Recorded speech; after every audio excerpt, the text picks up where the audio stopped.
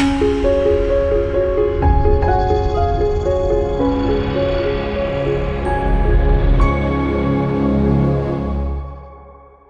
everyone, welcome back to the show. I'm your host, Dr. Joseph Coppus with the Neuro Wellness Podcast, and today I am lucky to be joined by my guest, Dr. Sergio Azzolino. Thank you for joining me today, Dr. Azzolino. Thanks for having me. Of course. Appreciate your time and appreciate what you're doing for everybody in this educational model. Of course, thank you. So you're out in San Francisco, right?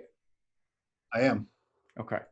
And your practice is somewhat similar to ours. You do a hybrid of functional neurology and I believe as well you have naturopathic practitioners there as well. Sure. I've been a chiropractic neurologist since 1995, and I've been running a multidisciplinary integrative model since 1999 with physicians and naturopaths and whatnot. So we do the full neurologic rehabilitation and the functional neurology, approach to health and wellness. And certainly we have the additional practitioners aboard to look at all different aspects. And we deal with a variety of things from chronic infections to metabolic issues to, chronic illnesses. We deal with it from a neurologic perspective and also with IVs and nutrients and, ozone to peptides to a wide array of approaches. And I'm very interested to pick your brain and really understand the multidisciplinary approach that you take to chronic illness, chronic infection, and how that relates to post-concussion, which is the topic of our discussion today. But before we dive too deeply into that, I always like to get a feel for why my particular guest got into their field of interest and, what drives them and that sort of thing. Absolutely. So we're going to go back quite a few decades there. I never thought I'd be doing anything in healthcare. I was in an entirely different field, playing music professionally, but at a young age had stomach ulcers, and I had gone through the entire medical approach to try to address what was plaguing me at the time. And certainly you can control things, or we could control things at that time with medication, but there was always that question in mind, why is that occurring? So I started studying nutrition back in my undergrad, completed that, and that was, in the late 80s, early 90s, and I met a chiropractor. Somebody suggested I try chiropractic care, and I did. He was quite what we would call a very straight practitioner that was only doing manipulations at the time. And long story short, it made a world of difference, in my overall health and recovery from injuries that I had from sports and whatnot, and also made a world of difference with my stomach. And so at that time, I thought it was a crooked vertebra pinching a nerve, and that nerve was in turn infecting my stomach and whatnot. And that was the premise that I ran with for a short period of time. I was fortunate to meet Dr. Ted Carrick, who was most of our mentors in 91, and I was in chiropractic school at the time. My life was changed with chiropractic.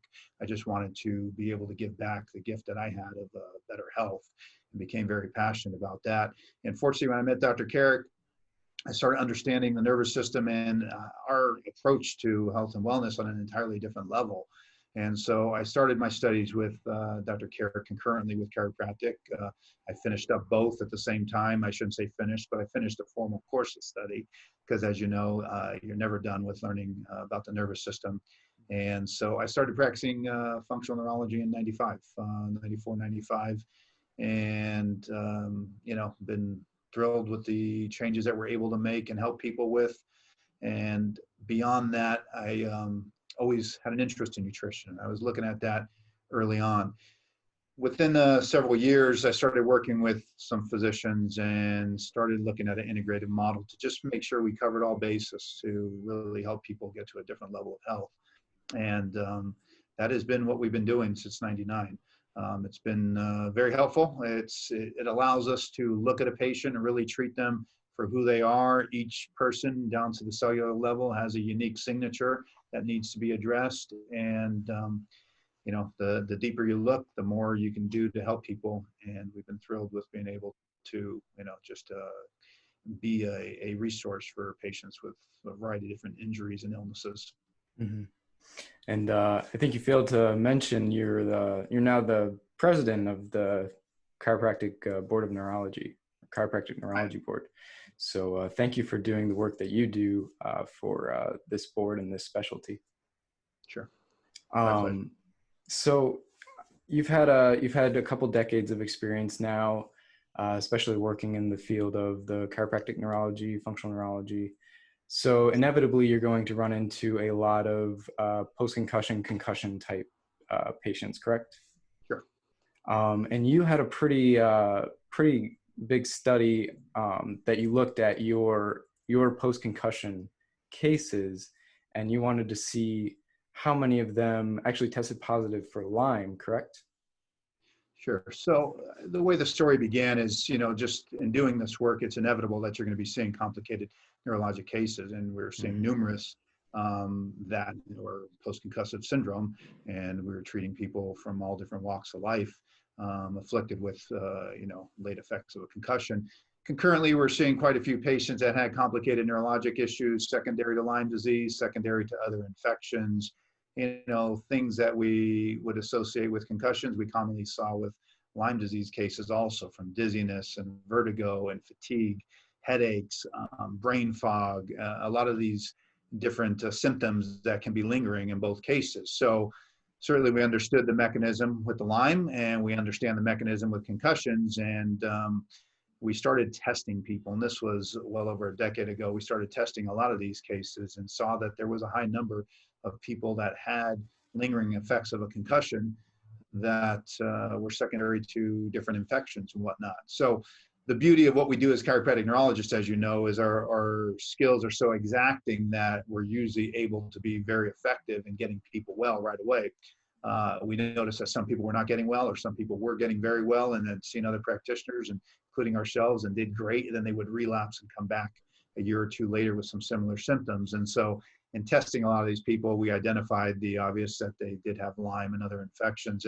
And as you know, in medicine and healthcare, we all have a responsibility to publish our findings. Otherwise, it's just anecdotal. So we were fortunate enough to do a retrospective study a couple of years ago. We looked at just a couple hundred people with post-concussive syndrome that had symptoms over 6 months, and we tested them all, and we're able to find that a high number, upwards of 36 to 39%, had Lyme disease, were positive for Lyme. We treated those people not only with the functional neurologic approach of rehabilitation, but also treated them for their Lyme and their other infections, and as a result, saw people become much better and get to a different level of health.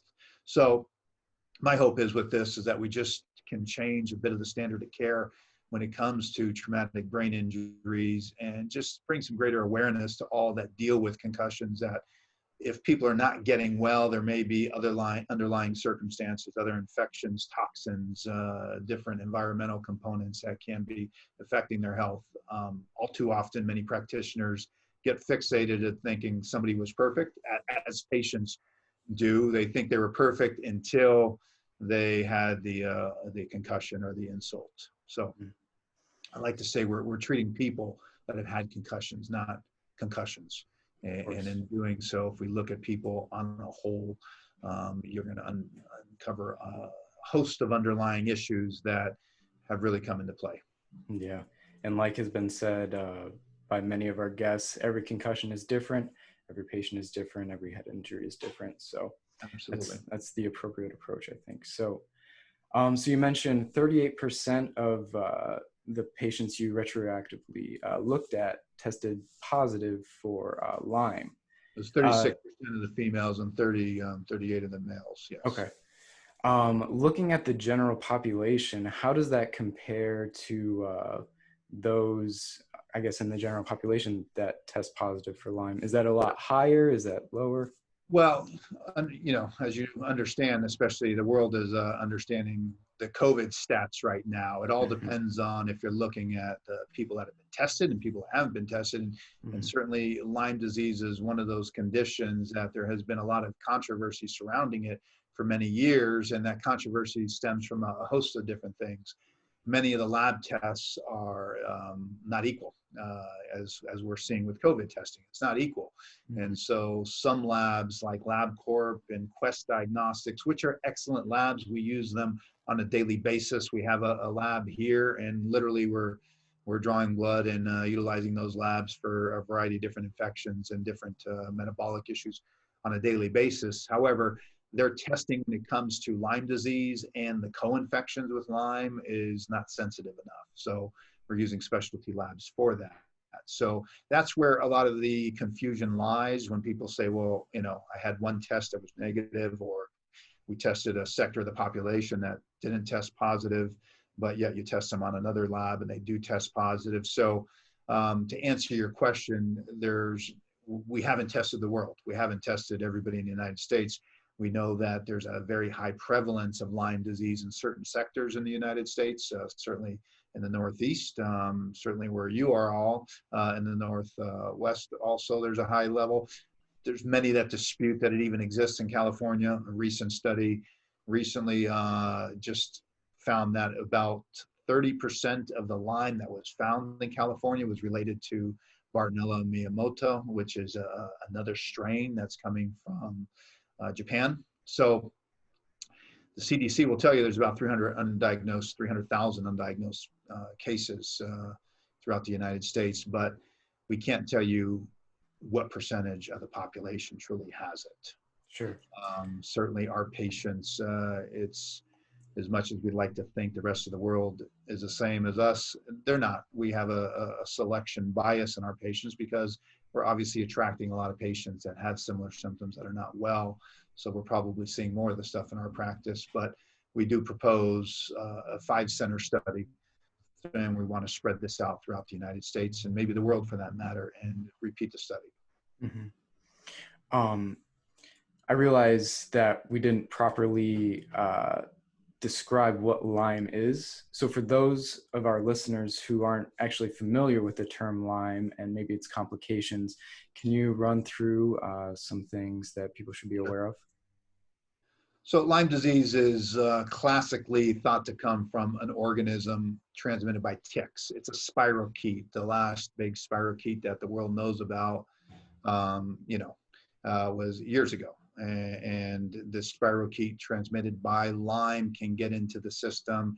It can mimic a host of other conditions. It can mimic Alzheimer's, it can mimic multiple sclerosis, it causes fatigue and whatnot. So classically, we think Lyme comes from Bartonella.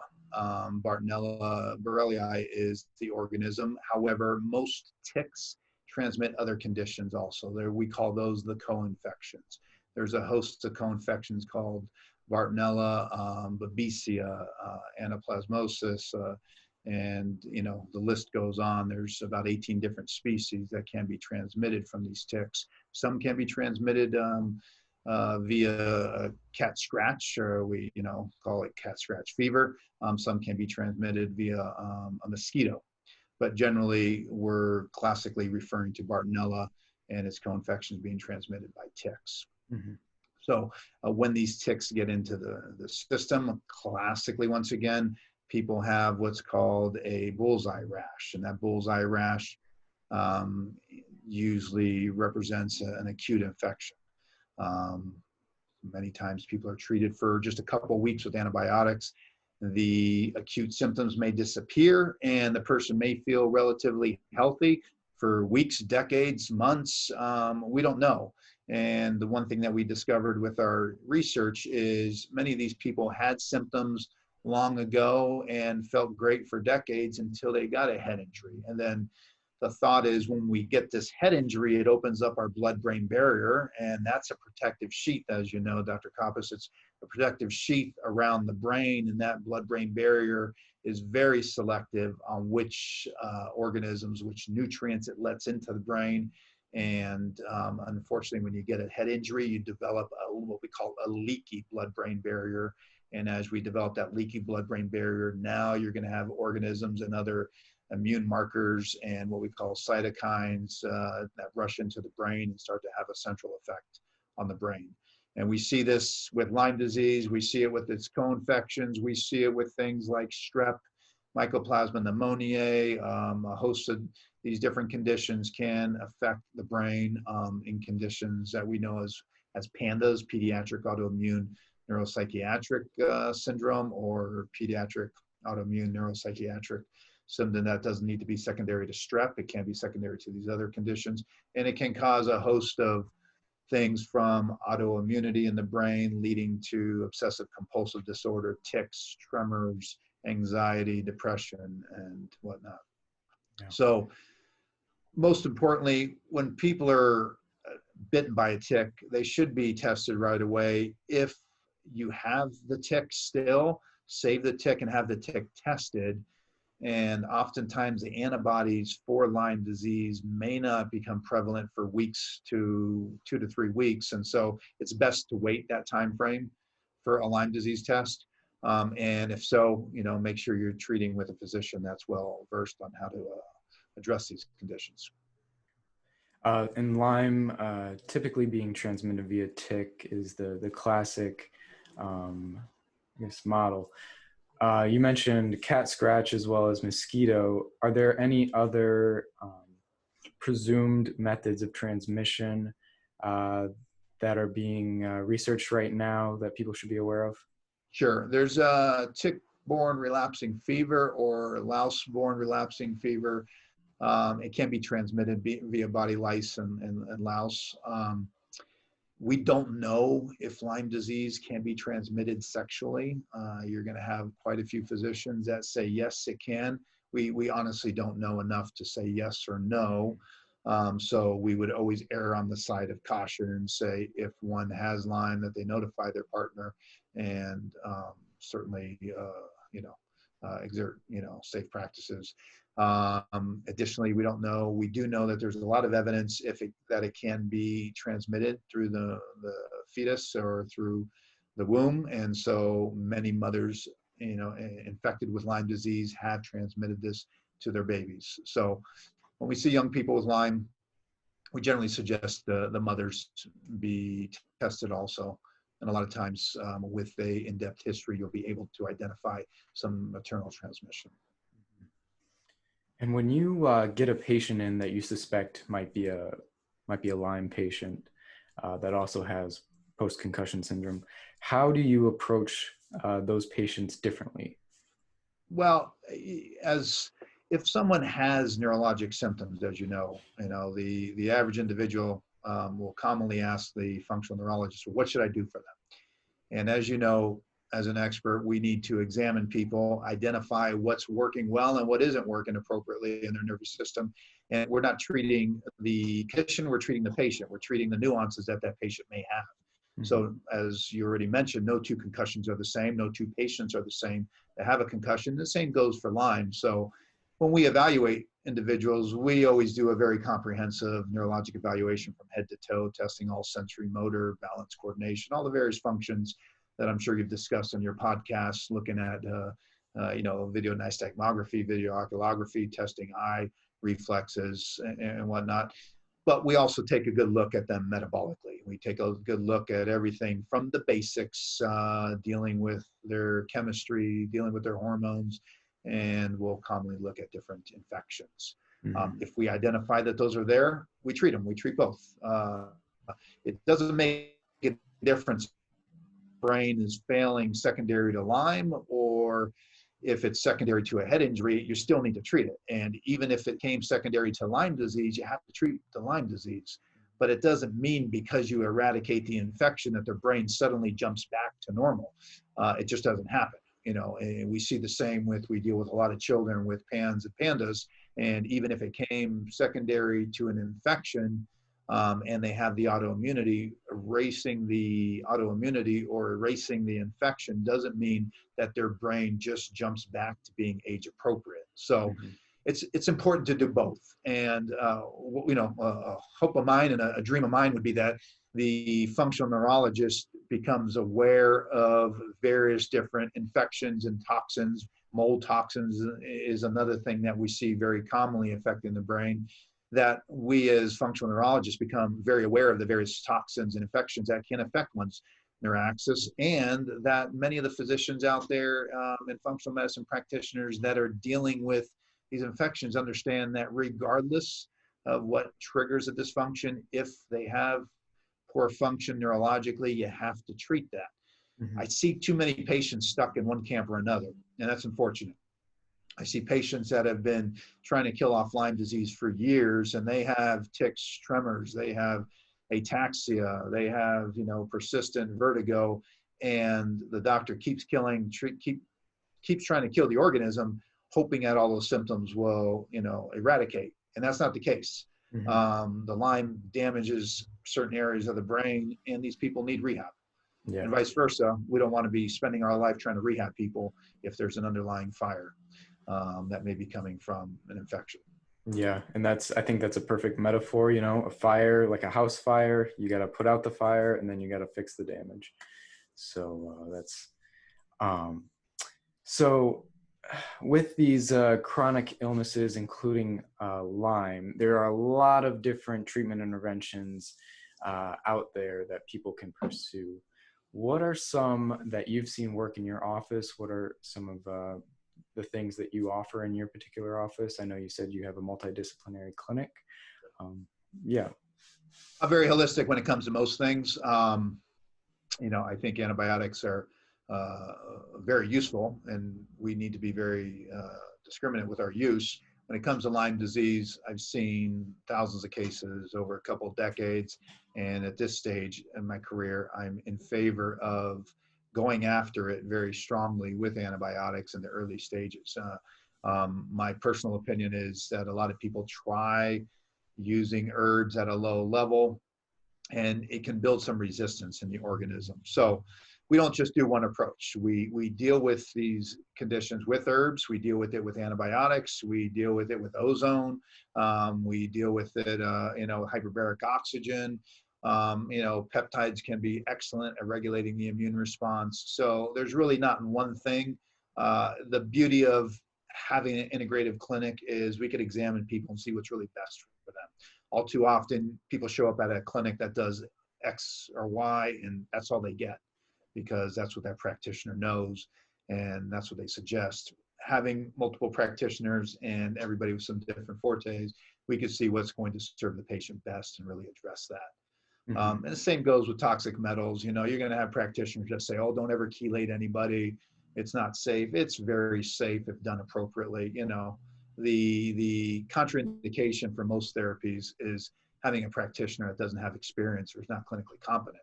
And so certainly chelation you need to be very careful with chelating toxic metals if somebody has a leaky blood-brain barrier. So in a situation like that, you may want to check their antibodies to the metals prior to chelating. You may want to start clearing their detoxification pathways. And, you know, you could do that once again with herbs. You could do it with intravenous glutathione. You could do it with a host of different things. So, you know, the one thing I would urge all patients is just to make sure, no matter who you're dealing with, they're well versed in these things. And the same goes for the practitioners. You don't want to go to somebody that has, you know, a one trick, you know, and that's all they think everybody needs. Right. When looking at obviously a leaky blood-brain barrier, diet comes into play as well. We talked about supplemental support. We talked about kind of neurotherapeutic support. How does diet play into this as well? Well, as you probably know, if you have a leaky gut, you generally have a leaky brain. And so it's of utmost importance to always look at someone's microbiome and their gastrointestinal function. We do stool analysis in that regard, because if they have any dysbiosis, if they have any parasites or anything of the sort taking place in their gastrointestinal system, you're in turn going to trigger this inflammatory response. And so you're not going to be able to heal fully. So we look at that. And, you know, in looking at that, there are many people that look at food sensitivities. And I think looking at food sensitivities is extremely important. I myself have been gluten-free over 18 years, and that's a lot longer than it's been a popular thing to do. And I do think being gluten, you know, free is important for me, as it is for many other people because of sensitivity, but it's not for everybody, and not everybody needs to be. I think it's received a little too much attention, like several other things. I think the gluten intolerance for many people is secondary to other things that may be taking place. I don't think it's the primary condition. So I always suggest an anti-inflammatory diet in these conditions. You know, fish oil is extremely important. Appropriate mitochondrial support is important. You know, the danger lies right now is a lot of people are self-dosing. They're self-dosing GABA, they're self-dosing high levels of B vitamins. And as you know, that may not be appropriate at all, maybe completely contraindicatory with their condition. So we always suggest being fully worked up and looking at metabolic panels and chemistry and really determine what the individual needs so that we can go low and slow and provide them the appropriate support. Mm-hmm. Some people have, because of their underlying genetic polymorphisms and conditions, you know, have certain needs more than others. Yeah. Dr. Azzolino, if I'm someone listening to this right now and I have, you know, XYZ neurological symptoms and possibly the complicating factor of a chronic illness, could be Lyme, etc. What would you suggest be my first step in order to get this taken care of? Sure. Well, I think the functional neurologist, chiropractic neurologist, is well positioned to be a gatekeeper in these situations, because our training is really looking at what we call metabolic fragility, metabolic capacity when we look at the neurons. And so we're trained to evaluate an individual and to see how much stimulation they can or cannot take. And as a result, those that are well skilled in this area can tell if there's something further taking place. If somebody's headaches, if they're fatigue, if they're brain fog, if their illness may be secondary to some metabolic fragility that is not responding well to treatment, then, or stimulation, they may need to take a little deeper look at things. Certainly blood work is a good way to go with that and very necessary. Yeah. And there's a great database where you can find current board certified functional neurologists, correct? It's the American Chiropractic Neurology Board, yes. acnb.org. You can look right online. We have a doctor locator. You could put in your zip code and all the appropriate practitioners will show up. And even in looking at, so you can see if people are recertified, if they are current or not. Excuse me. The level of skill that most of us have that are doing this goes far beyond just a board certification. Most of us, like yourself, Dr. Coppus, have not stopped. I haven't stopped taking the course. It's been, you know, close to 25 years, over 25 years that I've been out of school, and a month or two hasn't gone by without taking some courses in neurology. We're fortunate to have a group of very bright people. Dr. Carrick is still at it, as you know, leading the way and learning faster and assimilating information faster than any of us could ever hope for. And so the material has constantly changed. Our practitioners are very skilled, and it's very humbling and empowering when you look at how hard most of the functional neurologists are working just to really be at the top of the game and provide a level of service to their patients that few can. And so looking at the board certification is just a starting place, and really getting a better understanding of who the top players are key. And, you know, kudos to you and your team and Dr. Michaelopoulos there in Traster. You guys are doing great work, and, you know, I'm thrilled to have you guys as a referral source. Yeah, thank you. And if patients wanted to refer themselves to you in your clinic out in San Francisco, what would be the best way to get in touch with you? Our website is azzolino.com, azzolino.com. We're right in downtown San Francisco, not in the heart of things in downtown, but right in the city itself.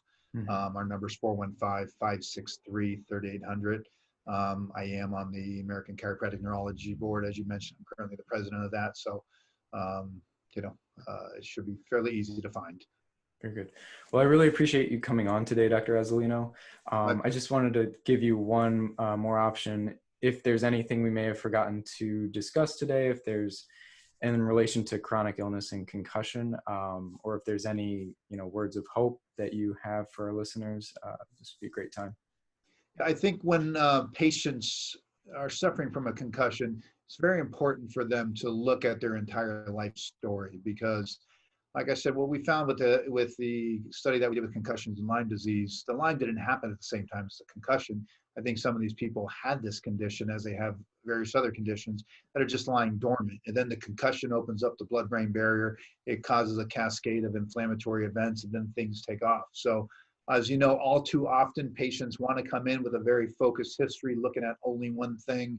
And it's important for practitioners and patients alike to look at the entire picture, to have a better understanding on everything, what they did as a child, how their brain was working as a child. Because as you know, we have some phenotypes don't heal as well from concussion. Some people that have had learning issues early on in life, unfortunately, tend to be more susceptible to lingering effects from a concussion. So it's important to really look at the entire picture. And it's important to understand that there are numerous toxins in the world. There are numerous infections. There are numerous things that we can be exposed to environmentally that come into play and affect our metabolic system. And there's numerous imbalances that many of us have, genes that may have been turned on or turned off in the first couple of weeks of life that dictate a lot about how we function. So it's with most practitioners that are very skilled, they're going to be able to look at all these things and really be able to determine what is most important for the individual patient. And that's the one thing I like everybody to run with, because our model in healthcare right now is really focused on the forest fires, if you would, not the match that triggered it. Okay, it's really focused on the end stage pathology, not the subtleties that slowly begin. We're really good about treating heart disease, not the preventative aspect of heart disease, or we're really good at recognizing Alzheimer's and dementia, but not looking at where there's these subtleties. So seeing a functional neurologist when you're healthy is extremely important, because we can get metrics, we can get understandings of your hand-eye reaction time, your eye coordination, your visual reaction time, your balance, and get metrics like nobody else does. And always take a look a year or 2 years down the road, whether you have, are enjoying good health or disease, and be able to determine the state of your brain and what needs to happen to move you to a better and healthier state. Yeah, perfect to end on there. So thank you again for being on today, Dr. Azzolino. Great information today. So I really appreciate it. Thank you, Dr. Coppus. Appreciate it. I'll let you get back to it. All right. And this has been your host from the Neuro Wellness Podcast. Be well.